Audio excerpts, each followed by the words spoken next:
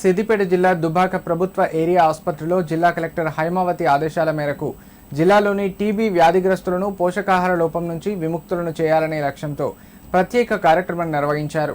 జిల్లా industrial Whitefield bio products private limited సౌజన్యంతో pesticide రహిత ఆర్గానిక్ పోషకాహార ఉత్పత్తులతో కూడిన బాస్కెట్లను టీబీ రోగులకు అందజేశారు.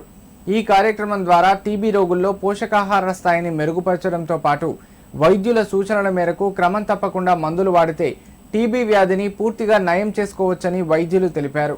ఈ సందర్భంగా దుబ్బాక ఏరియా ఆసుపత్రిలో 23 మంది టీబీ రోగులకు ఆసుపత్రి సూపరింటెండెంట్ డాక్టర్ హేమరాజ్ చేతుల మీదుగా పోషకాహార బాస్కెట్లను పంపిణీ చేశారు. ఈ కార్యక్రమం నిర్వహించడంలో సహకరించిన జిల్లా కలెక్టర్ హైమావతికి ఆసుపత్రి సూపరింటెండెంట్ డాక్టర్ హేమరాజ్ సింగ్, రోగులు ప్రత్యేక కృతజ్ఞతలు తెలిపారు.